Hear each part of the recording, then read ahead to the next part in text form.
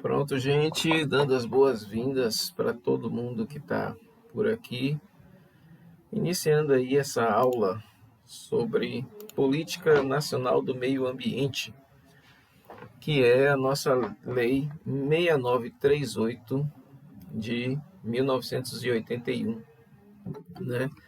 Essa lei é uma lei do período militar, né? E como vocês estão vendo aí, 1981. E, claro, em vários aspectos ela acaba exprimindo um pouco o que era a ideia, tanto no país daquela época, né? Quanto também, como vocês estão vendo, uma lei de 41 anos, ela em muito vai expressar também o que era o movimento, o pensamento a respeito de meio ambiente na época da sua feitura, certo? Bom, é importante a gente colocar, né, aqui qual é o objeto e qual é aqui se destina a Política Nacional do Meio Ambiente. E aqui vocês veem praticamente a transcrição do artigo 2º da lei, né? E aí, vocês estão vendo aqui que o objetivo dessa lei é a preservação, melhoria e recuperação da qualidade ambiental propícia à vida, né? E aí vocês conseguem ver aí que nós vamos encontrar basicamente, oh, três verbos que vão exprimir o sentido de existência dessa lei: preservar, melhorar e recuperar a qualidade ambiental, tá? O que quer dizer isso? Preservar, melhorar e recuperar. Bom, em suma, quer dizer que preservar é você conseguir manter o que já existe, tá? Melhorar é, claro, você chegar a um estado melhor daquele que você pode encontrar ele naquele momento. E recuperar, ele se dá quando o ambiente ele se encontra degradado. Então, estando degradado, se faz o trabalho de recuperação de área degradada. E veja, está falando aqui em relação à qualidade do ambiente que seja propícia à vida. É só se a gente lembrar, né, lá do caput do artigo 225, não é? Que o meio ambiente ecologicamente equilibrado é essencial à sadia qualidade de vida. Então a gente vai poder associar a ao objeto da Política Nacional do Meio Ambiente, que é preservar, melhorar e recuperar a qualidade ambiental propícia à vida. E aí ela visa a alguma coisa, né? Quer chegar em algum lugar, né? E quais são, nesse caso, o que é que ela vai ter como sentido, né?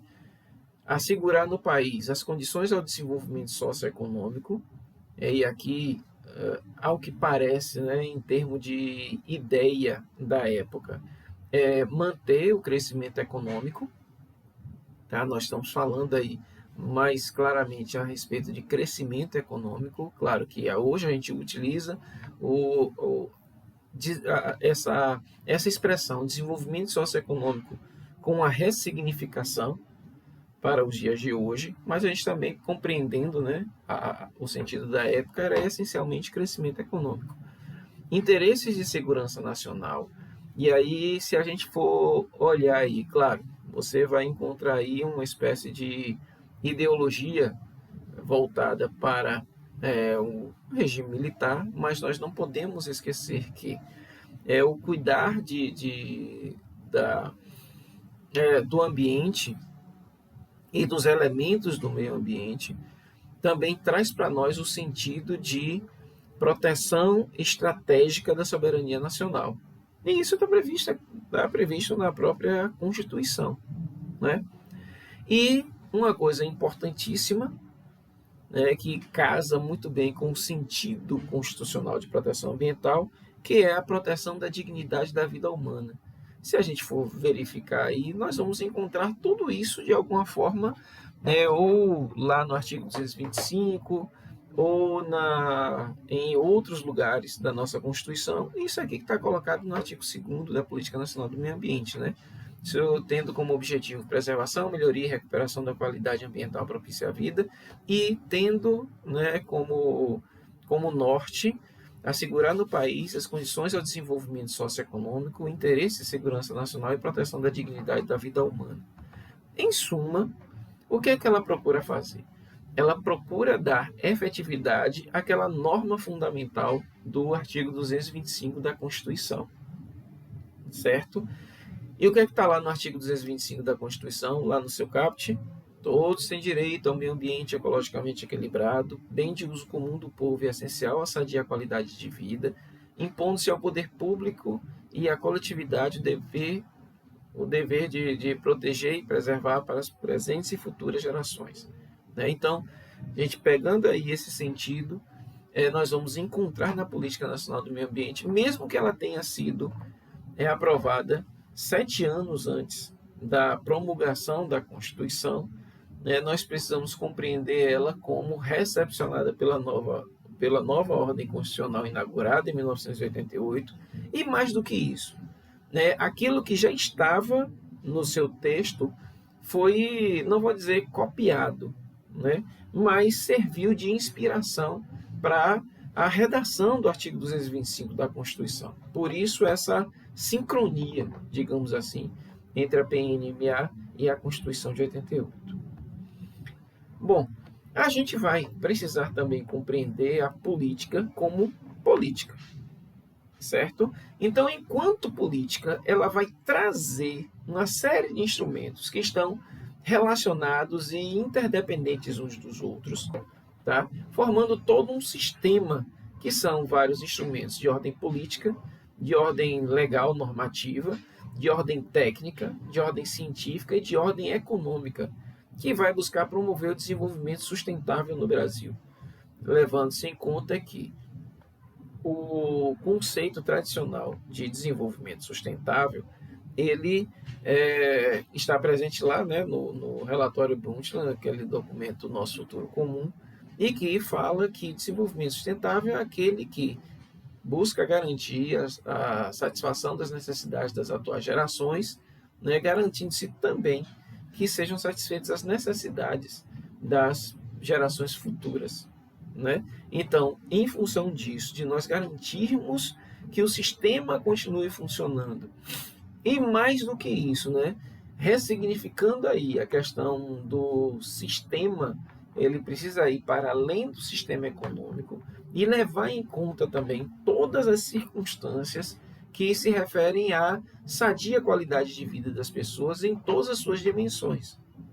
Então, a gente pega as dimensões, minimamente as dimensões econômica, social e ambiental, e mais do que isso, a gente vai para a dimensão política, a gente vai para a dimensão cultural, a gente vai para a dimensão espiritual, a gente vai para a dimensão urbana, de convivência de boa parte da população, não só no Brasil, como no mundo hoje, que vive nos grandes centros urbanos. Tá? Então, a gente precisa pensar essa questão de todos os instrumentos de forma integrada, e não de forma particularizada ou atomizada. Então, a gente precisa levar tudo isso em conta, nesse sentido de construção de um desenvolvimento sustentável em nosso território.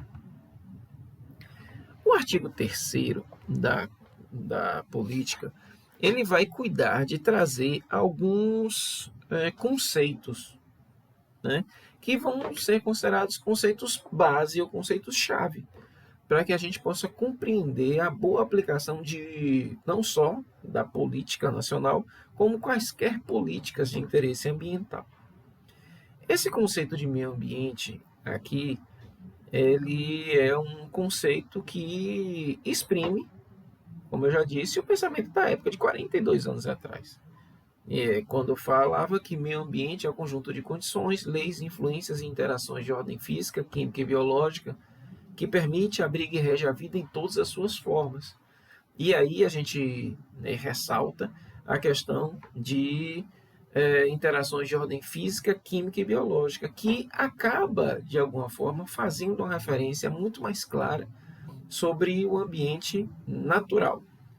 E não quer dizer necessariamente que acabe de todo retirando o chamado ambiente artificial, certo? Mas a gente precisa compreender aqui, mas ele traz uma coisa interessantíssima que a doutrina vai acabar ressaltando, que ele acaba abarcando aí, no seu final, a vida em todas as suas formas. Se a gente for verificar isso, claro, fazendo toda a significação desse conceito para os dias de hoje, nós vamos acabar compreendendo que ele acaba trazendo com muita clareza que o alcance do direito ambiental não é somente a proteção da vida humana, mas a proteção de toda a biota, né? Ou seja, todas as formas de vida estão presentes aqui e, por isso, precisa ser uma garantia de preservação de toda a biodiversidade. Existe também um outro conceito, que é o de degradação da qualidade ambiental. E aqui, esse e o próximo conceito, nós vamos precisar ter muita atenção. Por que precisamos ter atenção a esse conceito? Esses dois conceitos. Porque eles vão ser importantíssimos para a determinação, né, de responsabilização, tá, de quem acaba causando um dano ao meio ambiente, assim como também todo o trabalho de controle do ambiente, e aí eu estou falando do trabalho estatal mesmo, ele vai precisar se basear nesses conceitos. E o primeiro deles é a degradação da qualidade ambiental. E que ele é muito simples. É aqui, olha, alteração adversa das características do meio ambiente, né? Ou seja, tudo que altera para pior as características do meio ambiente vai significar degradação da qualidade ambiental, tá? Agora, vamos para o detalhe do próximo conceito, que é justamente o conceito de poluição. Vejam que está lá, né, que a degradação é a variação para pior, né, da qualidade ambiental, né? E aqui a gente vai ver o quê? A degradação aumentada, por assim dizer, certo? Então, aqui em poluição, a gente vai ver que ela é a degradação, ou seja, que já é a variação para pior, e é essa degradação que resulta das atividades e que ela vai causar direta ou indiretamente o quê? Primeiro, o prejuízo à saúde, à segurança e o bem-estar da população, está diretamente relacionado, né, à vida em sociedade, tá bom? E, digamos assim, condições de desfrutar de um ambiente sadio. O segundo, criar condições adversas às atividades sociais e econômicas. Aí nós estamos falando dessa vivência, né, de todas as atividades que nós realizamos, né, e relacionada à utilização dos recursos os mais diversos. O terceiro, afetar desfavoravelmente a biota ou causar prejuízo para os outros seres vivos em relação à sua vida, à sua segurança, à sua manutenção, ou à própria preservação das espécies, ok? O quarto, afetar condições estéticas ou sanitárias do meio ambiente. Vejam o detalhe dessa letra D aqui. Aqui está falando de condições estéticas ou sanitárias. Ou seja, até a preocupação com a paisagem se tem quando você conceitua poluição. Tá?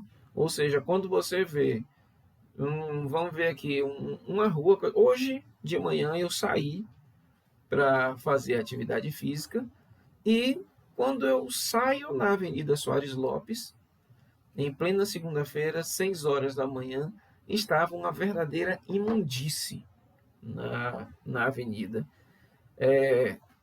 um dia após ter ocorrido uma grande manifestação popular aqui, né, aqui em Ilhéus, tá?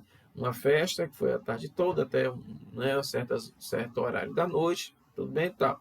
Você vai dormir. Quando você sai na rua, a rua estava uma imundície, né, de plástico, lata, garrafa de vidro quebrada no meio da rua, aquela coisa toda.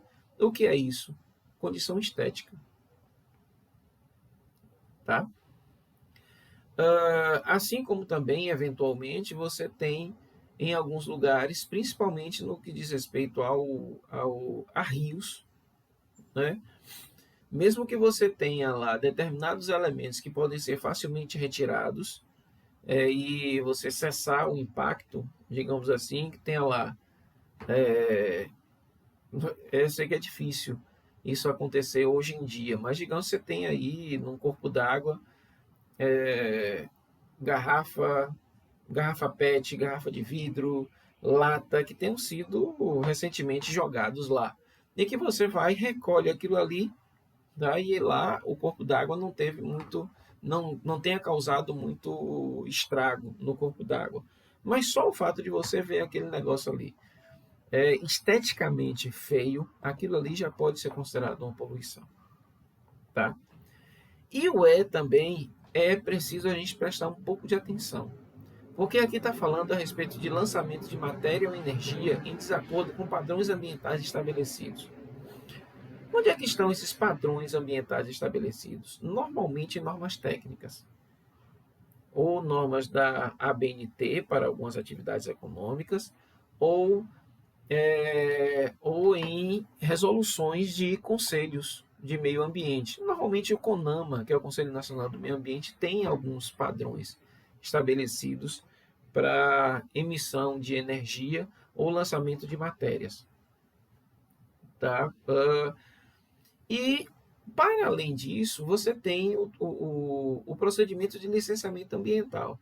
E no procedimento de licenciamento ambiental, principalmente para atividades que causem um grande impacto ou significativo impacto, você pode ter lá e se admitir que seja jogado, sei lá, tantos metros cúbicos de efluente num determinado corpo d'água, que sejam emitidos X toneladas de gás carbônico ou de outros materiais em suspensão no ar, que possam ser retirados X toneladas ou milhares de toneladas de um determinado minério durante um determinado período do ano ou durante um ano.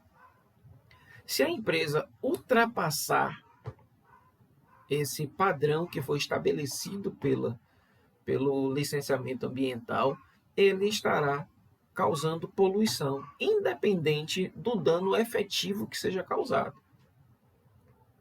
Tá? Uma coisa também, e veja, esse independente do dano efetivo que seja causado, ele pode ser importante, principalmente para o cível e para o administrativo, mas não necessariamente para o penal, tá? Porque o penal ele vai fazer uma outra interpretação, normalmente mais voltado para o dano efetivo causado, certo? Porque lá o artigo 54 da Lei de Crimes Ambientais, ele é chamado uma norma penal, norma em branco, né? Isso é aquela que o conceito fica em aberto, e precisa se buscar aqui no conceito de poluição, né? O que é que seja a poluição causada pelo lá descrita no artigo 54 da Lei de Crimes Ambientais. Então, por isso que eu disse que é importante vocês terem em mente tanto o conceito de degradação quanto o conceito de poluição, porque eles serão determinantes para se compreender o que seja um dano ambiental. E aí o dano ambiental, que tem várias formas de persecução, né? Lembrando-se aí da tríplice sanção para o dano ambiental, o civil, administrativo e o penal, certo? Minimamente nocível, ele terá uma repercussão imediata, uma repercussão direta, certo? E aí é preciso, por isso que é preciso que essas coisas estejam, né, bem fixas na cabeça de qualquer pessoa que trabalhe com questões ambientais. Bom, poluidor aqui a gente vai acabar compreendendo que seja pessoa física ou jurídica, de direito público ou privado, que seja responsável direta ou indiretamente por atividade causadora de degradação ambiental. Ou seja, se for se causar o dano ambiental, não importa se seja uma pessoa natural, qualquer um de nós, se for uma empresa, se for, nesse caso, uma empresa privada, se for uma organização da sociedade civil, se for uma empresa pública, uma empresa de economia mista, se for um dos entes da federação, se for uma entidade da administração indireta, não importa. Tanto pessoa física ou jurídica de direito público ou privado, se causar direta ou indiretamente uma atividade causadora de degradação ambiental, será considerada poluidor e deverá responder por danos ambientais. Inclusive, há uma série de decisões judiciais em sede normalmente de ação civil pública, que acaba responsabilizando, inclusive, o poder público pela omissão no cuidado com as questões ambientais. Algumas dessas fotos que vocês estão vendo nessa apresentação são fotos próprias ou então retiradas da internet ou conseguidas com alguém, várias delas daqui mesmo da região de Ilhéus e Itabuna. Aqui a gente tem algumas, né, só a guisa de exemplo, uma notícia, tá, que fala a respeito de uma ocupação irregular na área da Ponta da Tulha, inclusive onde seria inicialmente o Porto Sul e que foi transformado, foi decretado para ser transformado em um parque estadual, que é o Parque da Ponta da Tulha. Aí, essa é uma notícia um pouco já antiga, de uma ação que foi movida pelo Ministério Público da Bahia. A gente tem também aqui, veja como recursos ambientais, como está na lei, e eu deixei aqui justamente para que, se tivesse ideia do que seja, está aqui dizendo, ele não conceitua, vai exemplificar, que a atmosfera, as águas interiores, superficiais e subterrâneas, estuários, mar territorial, o solo, subsolo, elementos da biosfera, a fauna e a flora. Ou seja, todos elementos naturais.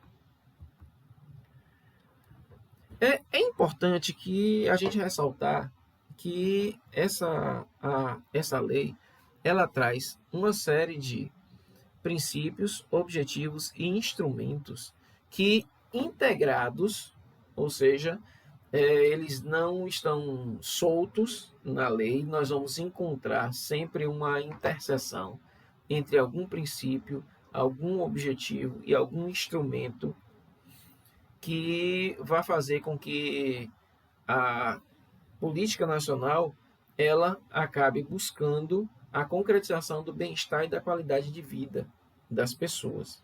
Tá? Então, ela vai elencar princípios que são princípios de ação. Veja que não são princípios, os princípios da Política Nacional do Meio Ambiente, é bom que isso fique claro, não tem a mesma natureza dos chamados princípios gerais do direito ambiental, porque eles são basicamente princípios de ação, eles são muito concretos e eles não têm a formulação abstrata, como se é ou se costuma ser no direito em relação a princípios, como objetos integradores e determinantes de aplicação, ou de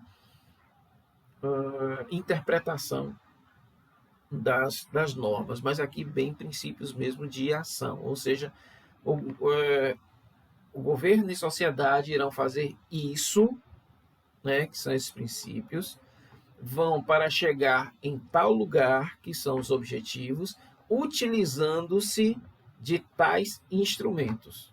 Então é preciso que a gente olhe isso, mesmo que estejam em artigos diferentes na lei.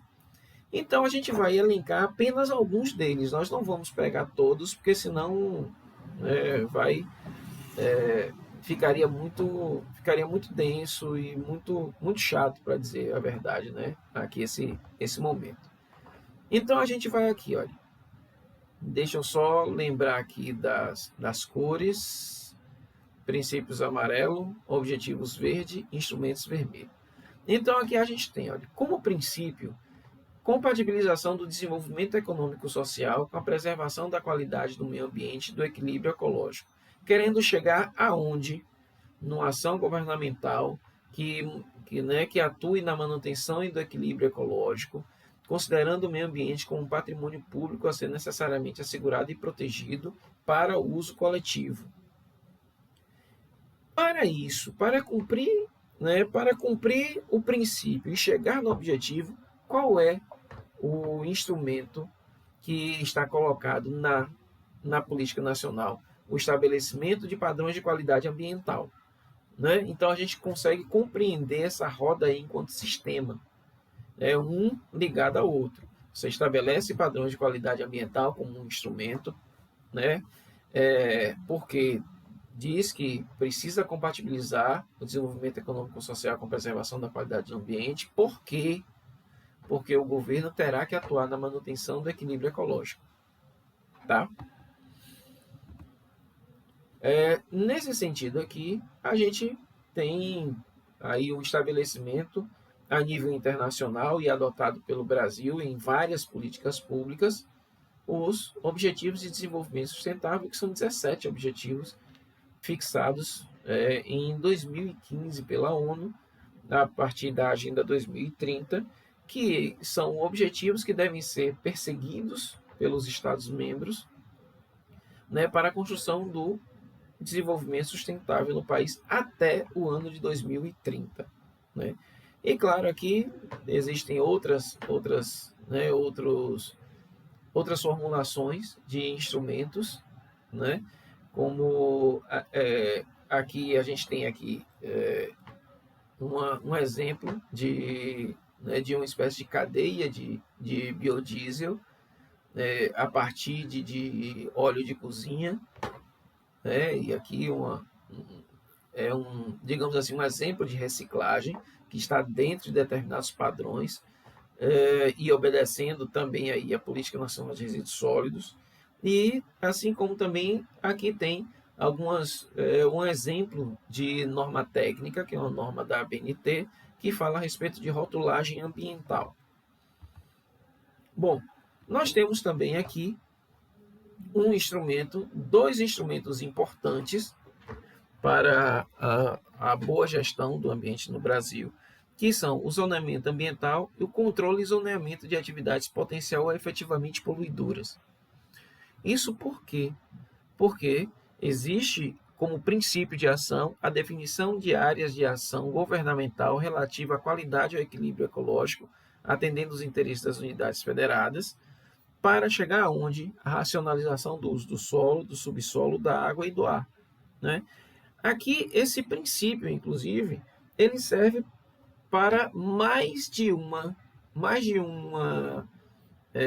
um instrumento e para mais de um objetivo, inclusive. Porque quando você fala em definição de áreas prioritárias de ação governamental para garantir qualidade e equilíbrio ecológico e atender a interesses das unidades federadas, você pode realizar o zoneamento ambiental de toda a área do país, né, de todo o território nacional. Tá? E o que é o zoneamento? Primeiro, um diagnóstico do uso atual de todo o solo nacional, que pode ser nacional, pode ser estadual, pode ser municipal, pode ser apenas de um território ou de uma zona dentro do município. Tá? O importante é que dentro do zoneamento você diagnostica o uso atual da terra e você estabelece usos futuros desse solo.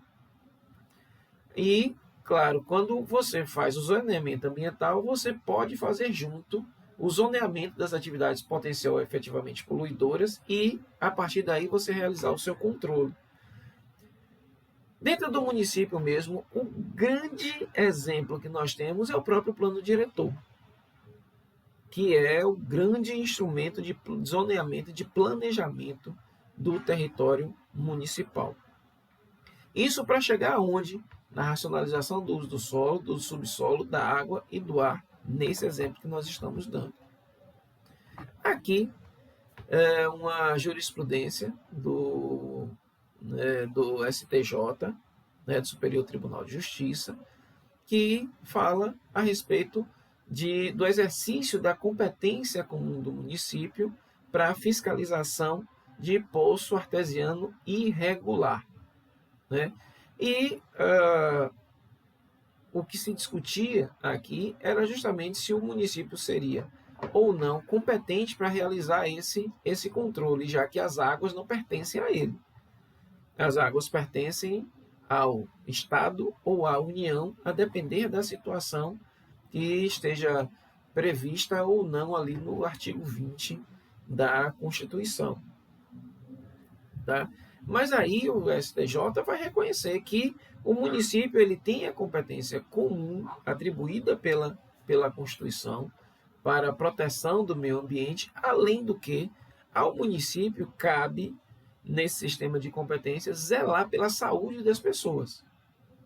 Né? E que, portanto, para zelar da saúde das pessoas, inclusive com a manutenção da qualidade, da quantidade da qualidade das águas utilizadas no território municipal, ele precisa agir nesse sentido. Né? Aqui tem toda né, a ementa desse julgado, e para ler, quem pegar a gravação, dá um pause e dá uma lidazinha nessa, nessa redação, que é bastante interessante. E, para finalizar, ela está dizendo, né? Em síntese, o município tem competência para fiscalizar a exploração de recursos hídricos, superficiais e subterrâneos em seu território, o que lhe permite, por certo, também coibir a perfuração e exploração de poços artesianos, no exercício legítimo de seu poder de polícia urbanístico, ambiental, sanitário e de consumo. Bom, aqui nós temos o mesmo princípio. Definição de áreas prioritárias de ação governamental relativa à qualidade e ao equilíbrio ecológico, atendendo os interesses das unidades federadas. Só que nós temos um outro objetivo e um outro instrumento. Né? Qual é o instrumento aí? A criação das unidades de conservação, que são os espaços especialmente protegidos pelo poder público. E nós já tivemos a oportunidade de ver na questão do direito constitucional ambiental que espaços especialmente protegidos são as unidades de conservação. Porque qual é a diferenciação, qual o detalhe que a Constituição traz é que a sua modificação e a sua supressão só podem ser feitas por lei. Outros espaços que sejam protegidos e que a sua modificação e supressão possam ser feitos por ato do poder público são espaços protegidos, sim, mas, desculpem, não são espaços especialmente protegidos. Está aí esse detalhe que precisa ser observado. Para qual objetivo? Proteção dos ecossistemas, isso preservando-se áreas representativas. Essas áreas, chamadas áreas representativas, são aquelas que acabam tendo importância ecológica para as próprias atividades econômicas e também para a preservação dos seres vivos que estão naquele ecossistema.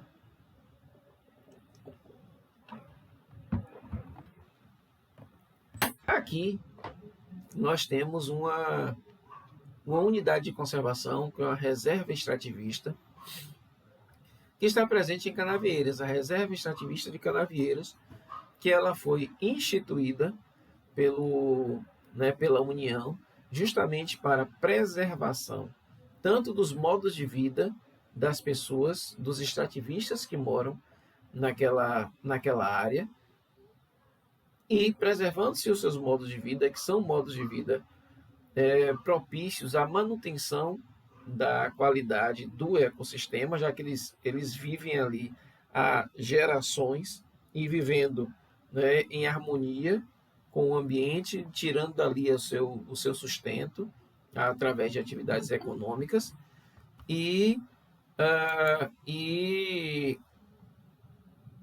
a forma como eles tratam e como eles convivem com o ambiente permite-se que se tenha a preservação, né? Ou melhor dizendo, a conservação daquelas, né, dos elementos desse ecossistema, tá? Então dá para ver aqui que é essencialmente uma reserva extrativista marinha. Ela pega toda a área de manguezal do município de Canavieiras, parte do município de Belmonte e parte também do município de Una, tá? Opa, vamos aqui voltar para o... Peraí. Teve alguma coisa aqui com a... Pronto. A gente tem aqui mais um outro princípio com objetivo e instrumentos. Veja aqui está colocado como princípio preservação e restauração de recursos ambientais com vista à sua utilização racional e disponibilidade permanente, concorrendo para a manutenção do equilíbrio ecológico propício à vida. Para que planejar e fiscalizar o uso dos recursos ambientais. Em função disso, nós temos dois instrumentos importantíssimos aqui que, diria assim, eu arriscaria dizer que são hoje os principais instrumentos de... aliás, não, os dois não, me desculpem. O segundo deles é talvez aí um dos principais instrumentos que mostram a realização do poder de polícia ambiental do poder público. Porque você tem aí a avaliação de impactos ambientais, ou melhor dizendo, as avaliações de impactos ambientais são instrumentos que são exigidos no procedimento licenciatório pelo poder público, né, que devem ser realizados pelo particular, em sua grande maioria realizados pelo particular, para avaliar o potencial impacto da atividade econômica da qual está se buscando o licenciamento, tá? E em havendo impactos negativos, como o empreendedor vai buscar mitigar esses impactos. E o que é mitigar esses impactos? Diminuir ou cessar a ocorrência evitar a ocorrência desses impactos. Ok?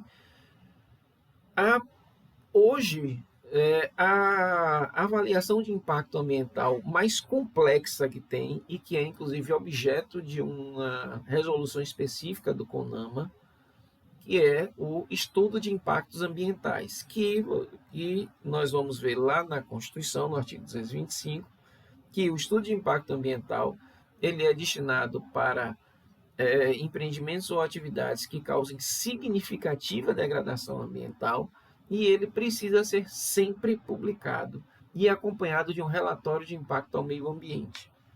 Esse relatório de impacto ao meio ambiente é como se fosse o EIA resumido em uma linguagem mais entendível pela população, inclusive com a formatação gráfica também, de uma forma que seja melhor entendido, e que ele é apresentado publicamente nas audiências públicas para a obtenção de uma licença prévia do empreendimento, certo?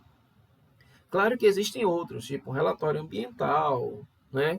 Ou ainda um que é normalmente realizado pelo poder público, que é a avaliação ambiental estratégica. Porque a avaliação ambiental estratégica é justamente uma avaliação que busca analisar programas e políticas. E quando você fala em programas e políticas, você vai relacionar diretamente ao poder público, certo? Então, quando você tem um, um grande programa, uma política pública a ser instalada em um determinado lugar, que possa causar impactos tanto positivos quanto negativos, é importante que se faça uma avaliação ambiental estratégica. Aqui, né, na nossa região, para o Porto Sul, foi feita uma avaliação ambiental estratégica, e que inclusive está explicitamente prevista na política ambiental do estado da Bahia, certo? Então você tem, só que a avaliação ambiental estratégica ela é voltada para planos e programas e, uh, me desculpe, programas, planos e políticas, e os demais eles estão voltados para o projeto em si, certo? Claro, aqui o licenciamento, como eu já falei, né? Licenciamento e revisão das atividades efetivas ou potencialmente poluidoras. Eles são realizados pelo poder público justamente para conceder a possibilidade, ou verificar, melhor dizendo, a possibilidade de instalação ou não de um determinado empreendimento ou atividade. Tá? Existe uma regulamentação no Brasil, que é a Resolução 237 de 97 do CONAMA, além, é claro, da Lei Complementar 140 de 2011, que foi a que consolidou o sistema aqui no Brasil, certo? Bom, aqui a gente está vendo como exemplo isso aqui, o próprio artigo 10, com a redação dada pela Lei Complementar 140 de 2011, melhor dizendo, vai dizendo assim, que a construção, instalação, ampliação e funcionamento de estabelecimentos e atividades utilizadoras de recursos ambientais, efetiva ou potencialmente poluidoras ou capazes, sob qualquer forma, de causar degradação ambiental, dependerão de prévio licenciamento ambiental. E completa dizendo que os pedidos de licenciamento, sua renovação e a respectiva concessão serão publicados no Jornal Oficial, bem como em periódico regional ou local de grande circulação, ou em meio eletrônico de comunicação mantido pelo órgão ambiental competente. Inclusive, essa formulação, essa última aqui, ela casa com aquilo que já está determinado pela Lei 10.650 de 2003, se eu não me engano. Mas o número da lei, ele está correto, Lei 10.650, que é justamente a lei de informações ambientais. A gente ainda tem aqui, olha, como princípio de imposição ao poluidor e ao predador da obrigação de recuperar e ou indenizar os danos causados e ao usuário da contribuição pela utilização de recursos ambientais com fins econômicos. Esse princípio aqui, da maneira como está formulado, ele normalmente é associado a dois princípios gerais do direito ambiental, que são o princípio do poluidor pagador e o princípio do usuário pagador. Embora, quando nós estudamos princípios, a formulação atual para os princípios poluidor pagador e usuário pagador não são mais exatamente esse entendimento aqui.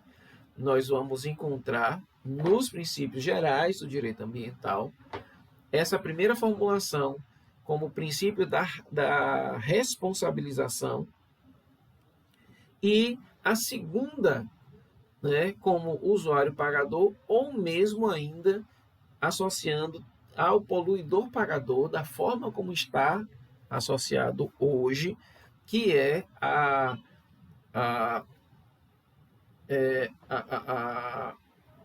o pagamento não.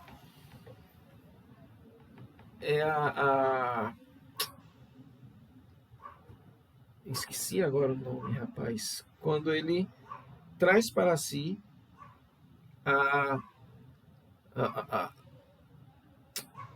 não é a reparação, gente. Opa! Agora me a formulação agora fugiu, né? Relacionadas às externalidades negativas, certo? Quando ele deve... droga. Não é acolher. O nome é isso. Ele deve se responsabilizar, né? Pelo custo, pelo custo das externalidades negativas da sua atividade, né? E claro, como objetivo aqui nós vamos ter a proteção de áreas ameaçadas de degradação e, claro, quais são os instrumentos, as penalidades disciplinares ou compensatórias ao não cumprimento de medidas necessárias à preservação ou correção da degradação ambiental. Bom, aqui nós temos também ainda uma jurisprudência, nesse caso aqui do Tribunal Regional Federal da Segunda Região, né, que fala a respeito de armazenamento de carvão vegetal sem autorização do IBAMA, né, e aqui reconhecendo-se a manutenção da multa. Aqui destacado está que a sentença atacada, ao contrário do que sustenta o apelante, não está revestida de ilegalidades ou nulidades, baseando-se nos mesmos fundamentos ora adotados, ou seja, a validade do auto de infração com base na Lei 6938 de 81, que dispõe sobre a política do meio ambiente. E aqui a gente traz o artigo 14 e o seu artigo 14, o caput, e o seu parágrafo 1º da própria Política Nacional do Meio Ambiente, que diz que, sem obstar a aplicação das penalidades previstas no ordenamento jurídico, é o poluidor obrigado, independentemente da existência de culpa, a indenizar ou reparar os danos causados ao meio ambiente e a terceiros afetados por sua atividade. E aqui eu quero chamar a atenção de um detalhe em relação a isso. Porque normalmente os livros de direito ambiental, eles vão trazer a culpabilidade no sentido difuso ou coletivo, e nem sempre trazem a questão da reparabilidade de danos causados à pessoa. Tá? Então isso é uma coisa que, principalmente para quem for advogar, prestar atenção nisso, que para além da questão coletiva, que normalmente se resolve em sede de ação civil pública ou um termo de ajustamento de conduta, ou então de um termo de compromisso com o órgão ambiental, nós teremos aí ainda a possibilidade de ingressar com a ação de indenização, tá, para um terceiro, para uma pessoa, seja física, seja jurídica, que tenha sido prejudicada pela atividade de um poluidor. Isso nem sempre é ressaltado pelos livros de direito ambiental. Então, para a atividade profissional, prestem atenção nisso. E aqui ainda está dizendo que o Ministério Público da União e dos Estados tem legitimidade para propor a ação de responsabilidade civil e também a criminal por danos causados ao meio ambiente. Ou seja, a ação civil pública e também a oferta da denúncia. Tá? Aqui também a gente tem uma jurisprudência do STJ, e eu vou pedir a especial atenção em relação a esse julgado, sendo aí necessário dar alguns pauses para ler, né?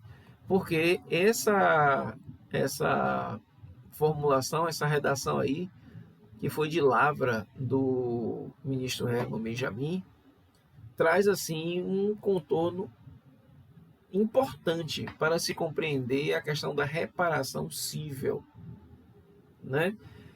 Que aí tem esses destaques aqui, então a gente vai somente ler os destaques. Ao responsabilizar-se civilmente o infrator ambiental, não se deve confundir prioridade da recuperação in natura do bem degradado com impossibilidade de cumulação simultânea dos deveres de repristinação natural, obrigação de fazer compensação ambiental e indenização em dinheiro, que é a obrigação de dar, e a abstenção de uso de nova lesão, que é a obrigação de não fazer.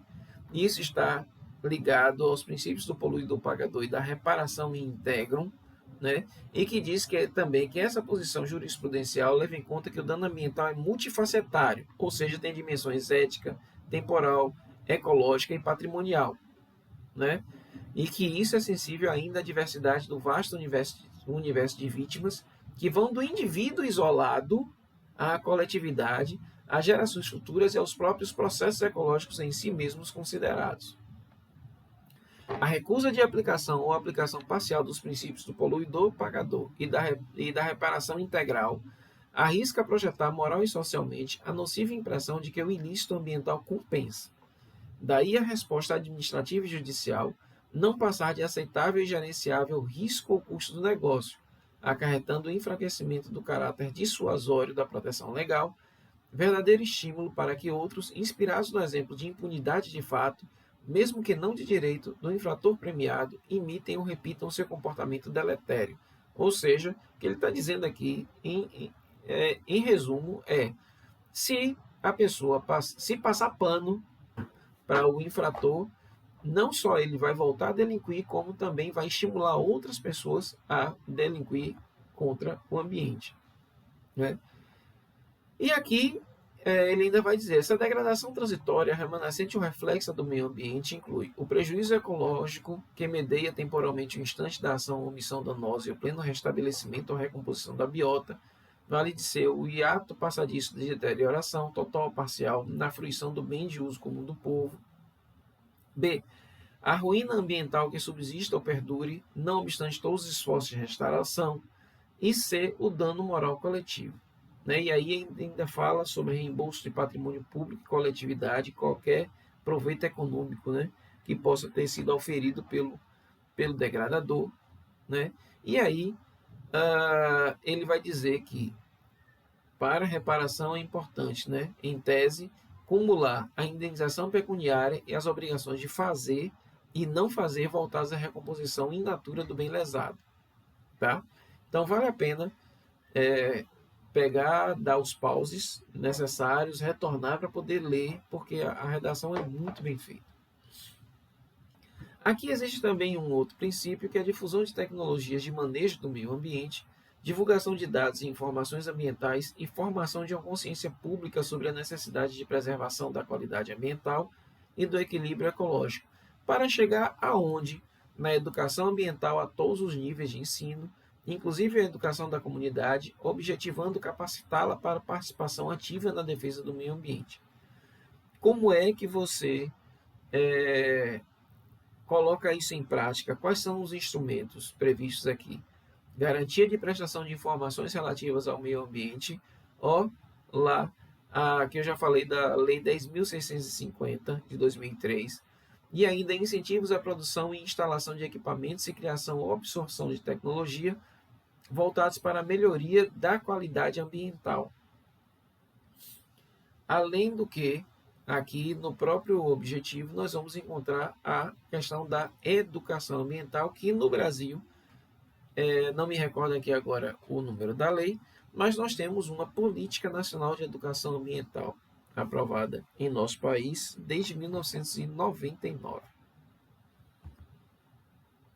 Então, nós temos aqui somente alguns instrumentos, né, voltados para a questão da tecnologia, inclusive, e informações. Então, nós temos aqui uma nuvem, né, de palavras relativas à educação ambiental, né, e com vários significados do que, né, educação ambiental pode ser. Nós temos aqui uma logomarca do Sistema Estadual de Informações Ambientais da Bahia, que é um sistema informatizado, uma plataforma, um portal mantido pelo governo do estado, no qual você pode acessar uma série de informações, assim como também acessar serviços serviços prestados pelo poder público nas questões ambientais. E também uma logomarcazinha, né, um selozinho falando a respeito do Cadastro Ambiental Rural, que também é uma plataforma informatizada do governo federal, que é um dos instrumentos de controle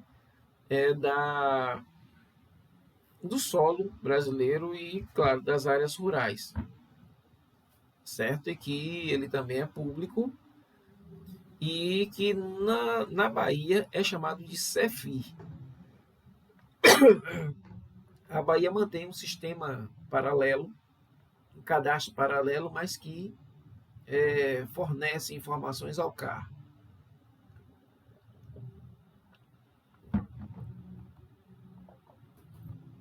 Existem outros princípios que estão colocados na lei, como vocês bem, né? Eu peguei somente uma parte para poder fazer aquela relação, mas existem outros que são incentivos ao estudo e à pesquisa de tecnologias orientadas para o uso racional e proteção dos recursos ambientais, o acompanhamento do estado da qualidade ambiental e a recuperação de áreas degradadas. Aqui nós vemos algumas fotos de áreas que passaram por um trabalho de recuperação, né? Justamente para atender a esses princípios que nós mostramos para vocês aí agora. Outros objetivos, que é o estabelecimento de critérios e padrões da qualidade ambiental e de normas relativas ao uso e manejo de recursos ambientais. Também o desenvolvimento de pesquisas de tecnologias nacionais orientadas para o uso racional de recursos ambientais. Se vocês verificarem, tá? Esses objetivos, tanto os princípios que nós acabamos de falar, que colocamos aqui meio soltos, eles podem tranquilamente se ajustar também a outros daqueles exemplos que nós demos lá, tá? Só para vocês verem que não necessariamente um vai obedecer especificamente ao outro dentro daquele rol que nós vamos encontrar na Política Nacional do Meio Ambiente.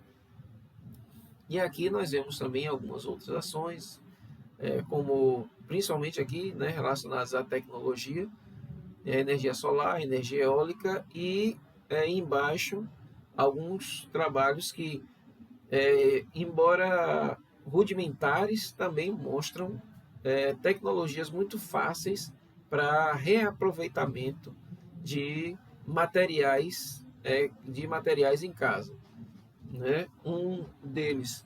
Uma dessas fotos mostra uma composteira doméstica, ou seja, restos de alimentos, né, restos de orgânicos que você pode utilizar garrafas PET e fazer compostagem em casa.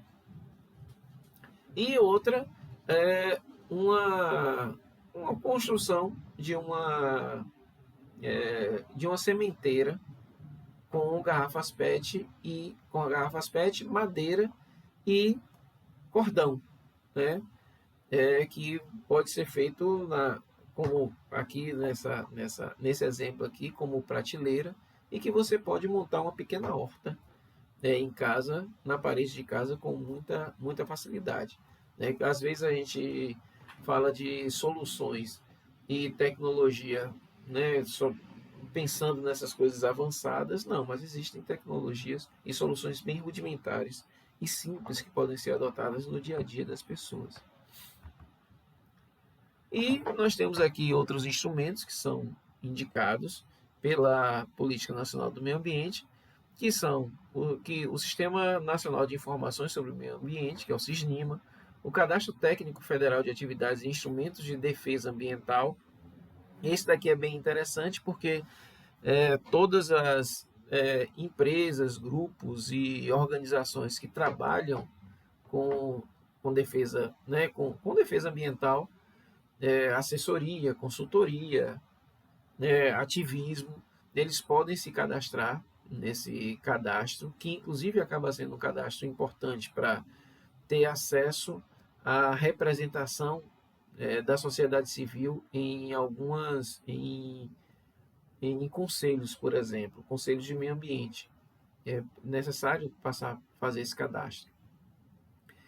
Assim como você tem os de defesa, você tem também o dos poluidores, né, que é o Cadastro Técnico Federal de Atividades Potencialmente Poluidoras e Utilizadoras de Recursos Ambientais.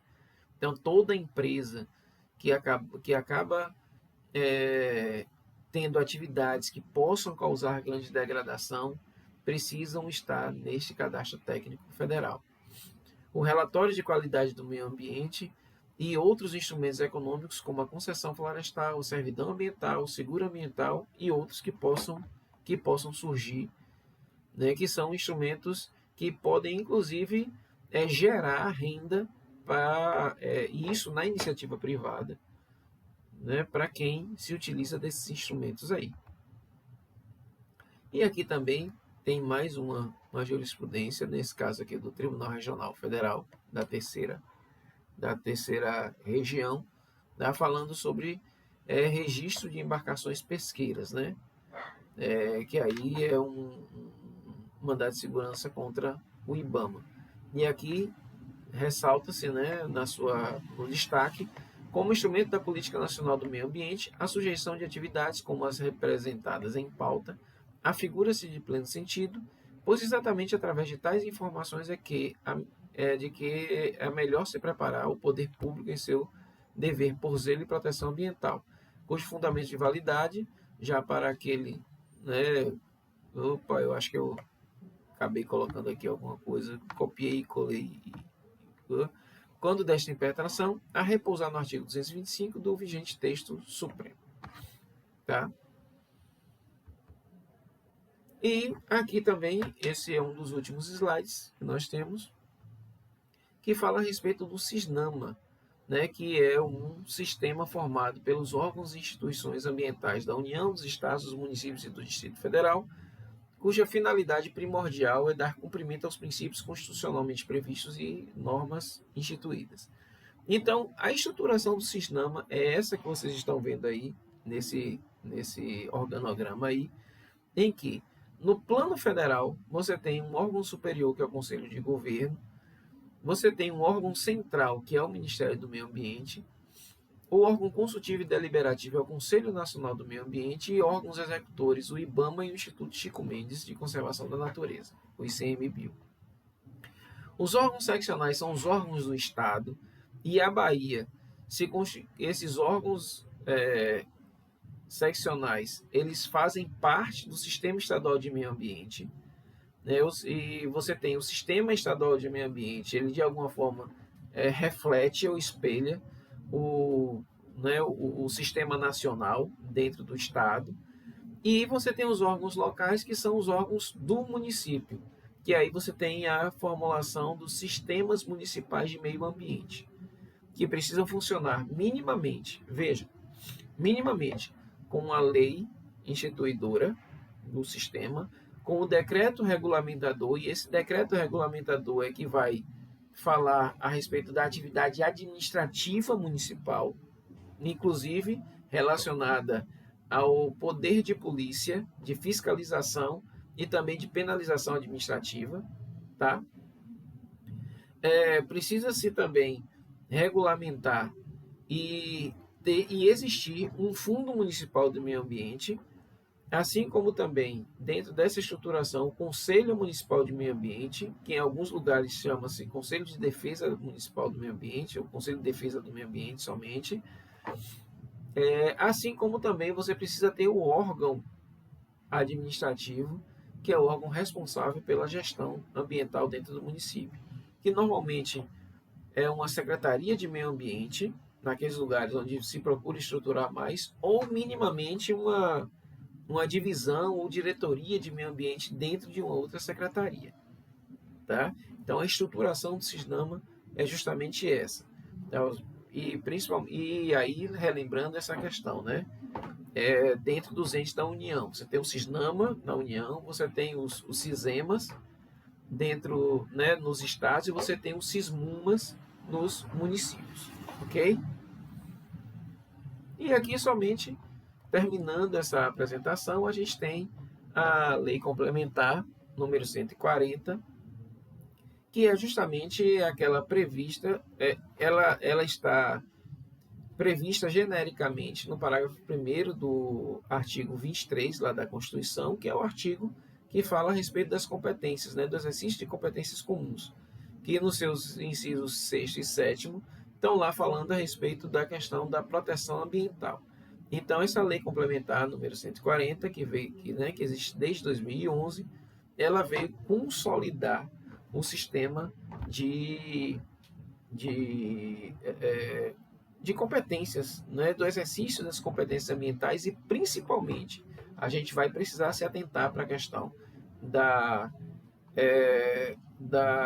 da competência licenciatória e competência fiscalizatória entre os entes da União, certo?